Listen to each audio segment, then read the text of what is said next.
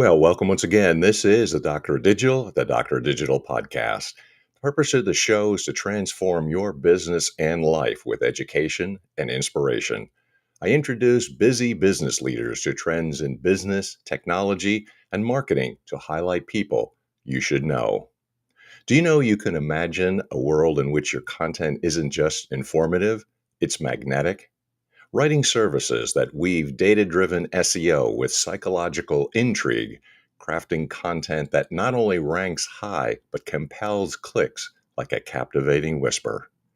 Content marketing that evolves beyond awareness, nurturing leads with an emotional journey tailored to their deepest desires.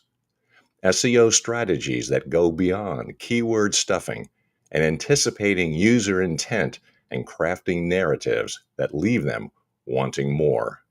This isn't a fantasy, it's the future of digital marketing, where content isn't king, it's the key to unlocking their hearts, minds, and wallets of your target audience. My guest is an expert in writing services, providing content marketing and SEO strategy. She is the author of the book Content Marketing Made Easy, and with her background in English and psychology, this was the perfect preparation for content marketing. As well as with her theater experience, she was well prepared to be a public speaker. During this episode, we'll do a deep dive into the changes and hot topics of a successful marketing company. We will leverage the expertise of my guest and how to navigate the unique dynamics of the field. By the end of this episode, you'll be better equipped to know what to do, and I encourage you to contact my guest, Alison Ver Halen, founder and CEO of AV Writing Services, LLC. And with that, I want to welcome Alison to the show. How are you today? I'm well. Thank you so much for having me. You bet. It's my pleasure. We'd love to know a little bit more about your background, and perhaps you can give us a pivotal story to say, how did you get into this field in the first place? Yeah, I completely fell into it. So, like you said, I did major in English and psychology, which turned out to be the perfect degree for what I'm doing now. Had no Sure. clue this was an option. Thought I wanted to work in publishing. Graduated in 2009, right after the job market crashed. So, that wasn't going to happen. So, I ended up answering phones for a few years, found myself between jobs at one point, and my roommate at the time, her dad, who was an attorney, was awesome and offered to give me stuff to do around his office until I got back on my feet. And one of the things he needed was someone to write blog posts for his law firm. And he knew I Great. had a strong writing background. So he offered me the gig. And I was like, what? I can get paid to write? Seriously? Yeah, sign me up. So I jumped at that chance and started writing for him and then for an associate of his and then for some friends of mine. And it just kept growing from there. I did eventually get another day job, which again, just answering phones. It was a job. It was not a career. Kept writing on the side. And it was one of those where anytime anyone asked me, what do you do for a living? I'd be like, well, by day I answer phones, but I'm really a writer. And I would put much more emphasis on that than on the day job I didn't like or want to continue with. So through that, I was able to grow my writing career to the point where I could not handle that and the day job anymore. So I finally ditched the day job I think it was end of 2014 that I quit that job and took this full time. And here I am. Awesome. And even though it seems like maybe a fairly short time, there's actually been quite a bit that's been happening. I wonder if you could tell the audience what has been happening in terms of changes in the digital marketing space because there are a lot of changes. So many changes. Yeah, I mean, to start with, this was back in, 2012, 2013, when I started writing blog posts for this client. At the time, I knew nothing about SEO. Really, it was just a Hmm. matter of you put out content regularly, you don't worry about keywords or anything, you just tell the story, have a call to action at the end. And that's really all that we needed. And we did get results from that. They got a lot of really great clients from that. They multiplied the investment, their return on the investment that they put in by hiring me. So that is not the case anymore. I have had to get much more strategic about the content that I write for my clients, both I in terms of learning SEO and the marketing strategy and starting to apply not only the storytelling, but the psychology. Okay, mm, where are they? What is this pain point? What is the solution they want? How can we make that solution irresistible to them? and get them to take that next step in the buyer journey. Also, what is that next step in the buyer journey? Is it actually hiring us, or is it signing up for our newsletter, registering for our upcoming webinar? What does it make sense to ask them to do at Hmm. this point? So, yeah, I mean, SEO alone has had a whole lot. I know you mentioned keyword stuffing in that lovely intro you made for me. That's a big one. If you could just put a keyword as many times as you could into your content. For those of you who are unaware, keyword stuffing is when you have a keyword and you put that keyword as many keyword times as you keyword can into your content. And Hmm. in the early days of SEO, that worked because Google was looking for keywords. And if people were searching something and that word was or phrase was in your content, then yeah, you would rank. But it was crappy content. I'm not sure it converted anyone. And Google eventually caught on and was like, yeah, no, we don't want to direct our users to this content. So now you can actually get downgraded or blacklisted by Google if you're enough of a bad actor. So that can have a negative effect on your SEO instead of Sure. boosting your SEO. So those are some of the I know there's a lot of changes that Yeah. have happened over the past 12 years, but those are the big ones.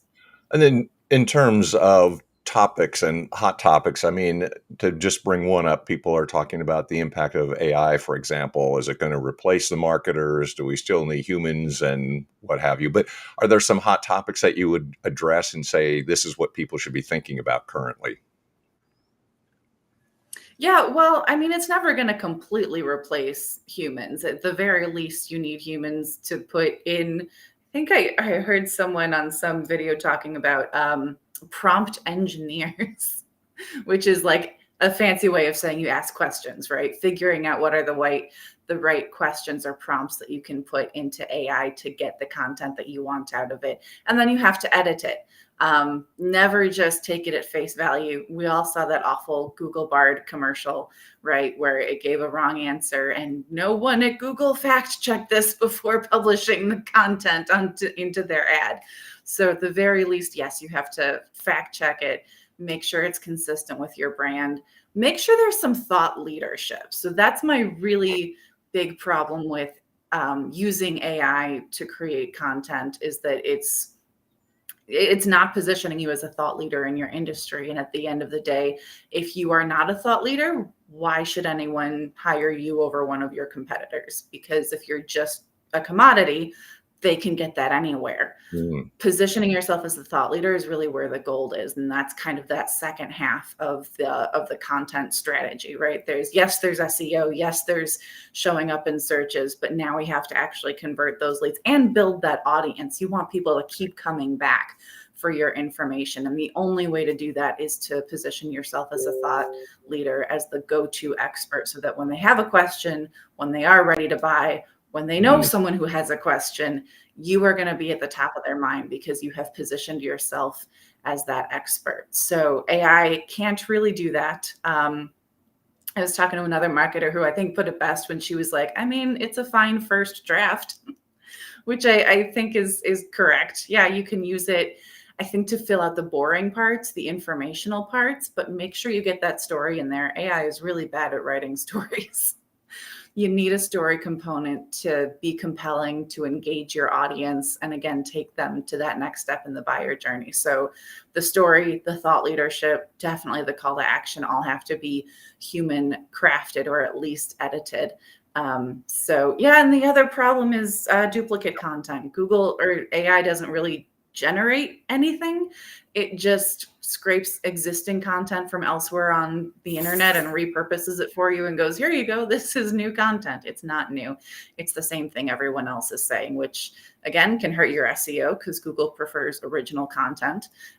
May or may not get into copyright issues depending on how similar it is to how good it was at repurposing the content versus how much Sure. of it is just copying. And again, you're not positioning yourself as a thought leader if you're just saying the same things everyone else is saying. So yeah, I think it's great for that first draft, get the informational, the boring parts out of the way, but that thought leadership can only come from you. Interesting. You could maybe elaborate something on that because that's a really interesting point. So, how you develop that thought leadership because you have a unique approach, and what would you recommend business owners to be thinking of sort of breaking through all of those algorithms and all the things that are done automatically online. Mhm. Yeah, it's what is the perspective that you bring to this, new development, whether it's a new law or new technology? What is your perspective that only you can bring to it? What is something that people can only get from you? Because, like I said, the information, the how-tos, they can get those anywhere. But a lot of people also really want to know, like, okay, what does this mean? There's that so what factor, which a lot of marketers and business owners don't take into account because we're in the weeds so much that to us it's obvious why everyone should care. And the reality is, most people, it's not that obvious to them because they're not in it all day, every day. Okay. So, yeah, you have to explain it to them. So, that is a really important point, is to make sure that you are explaining what does this mean for them? Why should they care? And then what can they do about it? So it's really a matter of being much more unique than everybody else is doing because, as you suggest, AI is really just scraping and repurposing stuff and saying it's new, but it really isn't. It's just the same old stuff that everybody has access to. Hmm. Yeah, and I was reading a report not too long ago that 50% of the content that ChatGPT spits out is just wrong. It's not even like a little bit, it's just flat out wrong. So it's not that Google Bard was unique in that way. It's just that Google made the mistake of releasing that ad without double checking it. So always double check the work, whether you're using Bard or ChatGPT or something else. It's because I've noticed that some of the AI tools now also have that caveat that it's saying things like, this may not be true, and this is possibly a hallucination. So they're starting to tell you that because people are becoming aware of it as well. Mhm. Right. Hmm. Yeah. Yeah, absolutely. Yeah, it's really hard to position yourself as an expert in your industry if you're publishing wrong information. So it's almost like you really have to be authentic, which is a good thing. I mean, this is what we want in personal relationships anyway, and we don't want phoniness, but I think you're really arguing for the fact that you should be authentic and be yourself. And if you really have a good service, then you are going to come across as authentic and original. Absolutely, yes. When you think about the so-called average business owner, could you tell us something about what your expertise actually is and perhaps even some actionable tips that business owners and leaders can be following? Yeah, that's funny. It's funny that you start with like the average business owner, and I've met so many different business owners. I'm not sure if there is an average. They're also unique. One of the things that I come across most often, as far as one of the questions I hear most, is not knowing what to blog about. So, like I said, I got started writing blog posts for a law firm. Um, they had a very clear idea of what they wanted me to be writing about, so that wasn't an issue for them. But since then, a lot of my clients and prospects are like, yeah, I know I should be blogging, I just have no idea what to blog about.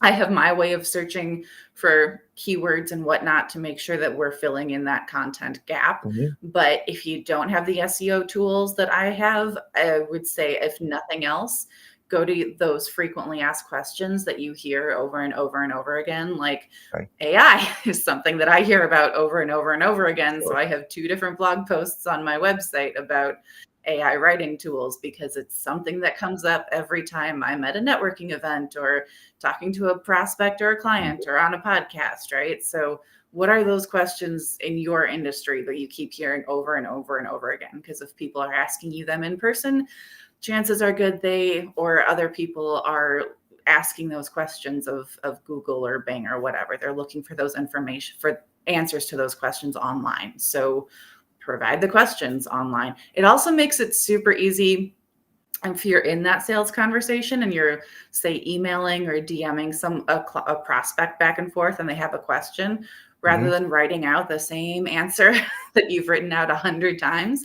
If you can Yeah. just link to your blog post and say, oh, yeah, that's a great question. I have a whole article over here explaining that. Here's the link. Again, positions you as a thought leader because you have all of this information sitting on your website and it saves you time. You don't have to go through that all again. You just have to copy and paste that link. So that is one of my favorite one of my favorite uses that I think is also underutilized. I don't think a lot of people think about using blog posts in that way. They think about using it as, like you said in the intro, a magnet to draw prospects to you. And it absolutely can and does do that. But there are other uses, more active uses that you can use blogs for that are super beneficial throughout the process of, again, engaging and kind of reeling in those prospects. So that's a big one. Another one is stick to a calendar.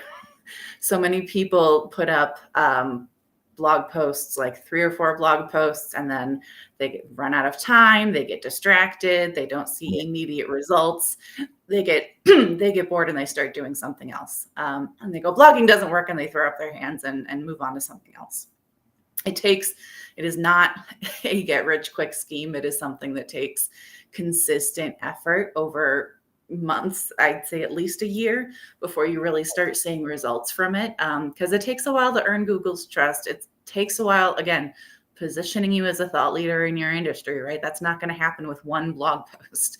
That happens with multiple blog posts and videos and podcasts and all these different things. So you really have to put in the work consistently. So come up with a schedule, no less than once a month. That's the other question I get a lot, is how frequently, preferably twice a month, definitely no less than once a month, and have a schedule that you can stick to and treat it just like you treat any other deadline for your business. This is something that has to get done every month, every other week, whatever that might be.